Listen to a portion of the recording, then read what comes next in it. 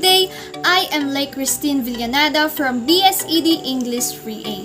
I am here to demonstrate to you how to make a DIY compost bin. Here are the materials we need to use. Plastic container, 4 basic elements in composting such as nitrogen or the green organic matter, carbon or the brown organic matter, H2O for moist, and oxygen. So before we proceed with the step-by-step procedure, let me explain first the purpose of these materials. A plastic container.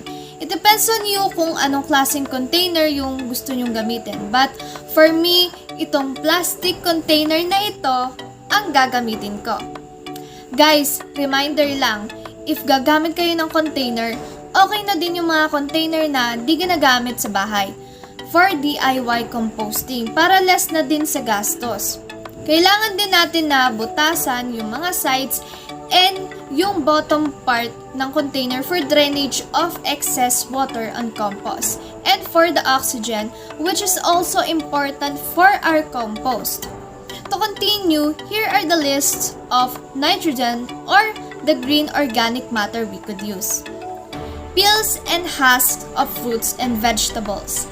Those scraps o mga pinagtabasang mga balat ng prutas at gulay. Pulverized eggshells. We need to pulverize the eggshells para mas mabilis siya ma-breakdown. Bread.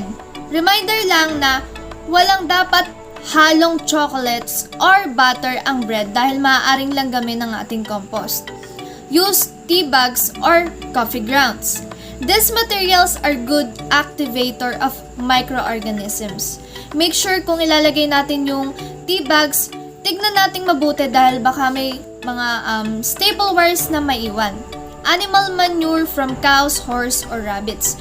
Animal manures can be used but remember, do not put cat or dog manures because it has toxic elements na maaaring makasira sa compost natin.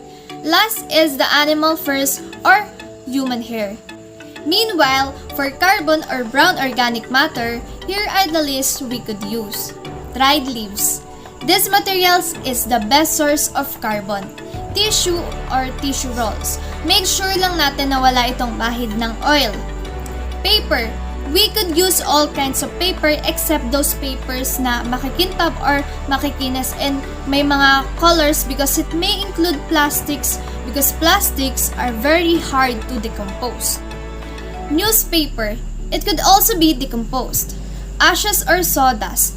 We could also use this yung mga kusot or abo. Cardboards. Just remove all the plastic tapes. Also avoid to use cardboard with plastic coating dahil katulad nga ng sabi ko kanina, maaaring hindi ito ma-decompose. The last two elements are the H2O or for moisture and oxygen. Please be noted to avoid these materials. Oil, fats, or grease. Dairy products such as butter, milk, and cheese. Diseased plants. Plastic materials which may compose of toxic matters. Alright, you're now familiar with the materials we could use in our compost. Let us now proceed with the proper demonstration of DIY composting. First, get your plastic container and make hole on the sides and the bottom part. Reminder, pwede din kayong gumamit ng electric drill but if hindi kayo bihasa sa paggamit nito, maaaring humingi ng tulong sa mas nakatatanda o bihasa sa paggamit nito.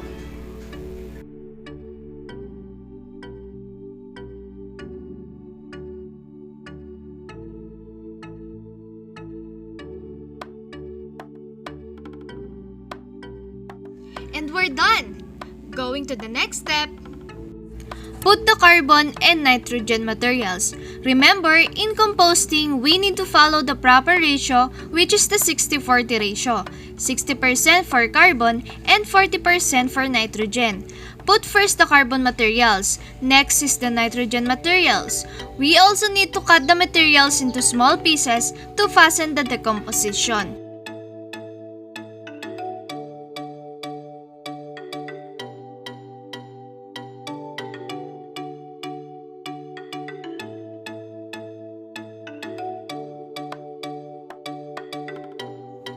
Just repeat the process of putting carbon and nitrogen materials until you reach the proper ratio.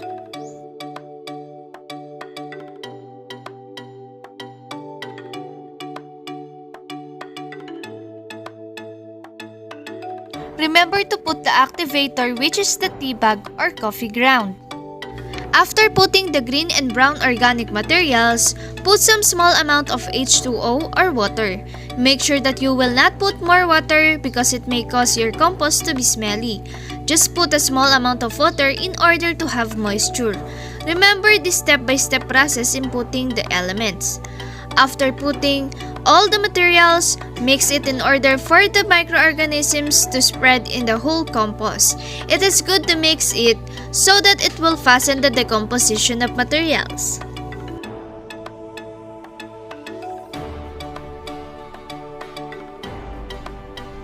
After making compost bin, make sure to keep all the materials you used para malinis at walang maiwang kalat sa pinagawaan natin. And we're done! That was easy, right? In making this compost bin, I also make my own schedule to monitor it. Every 3 days, I monitored my compost bin to check its condition. During the first 3 days, I encountered the dryness of my compost. I think it's because I crossed the 60% ratio for brown organic matter. Therefore, I added few green organic matters and put some small amount of water to have a little moisture. Then I mix it again to spread the microorganisms in all the materials in compost bin. After weeks of checking my compost bin, it does not smell bad. It only has a little bit strong smell of soil. Composting is really good.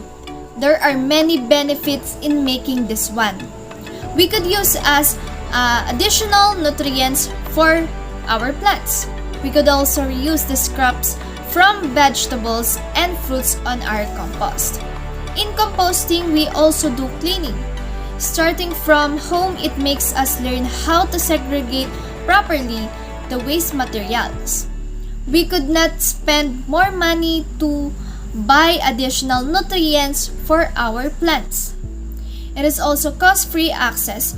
It is cost-free since all the materials needed in composting is easy to access because it can also be found in our home. We are engaging ourselves to protect our environment and it starts in our home. We could also learn as well the responsibility and discipline because as we are composting, we take care of it and set our own schedules to monitor and check its condition.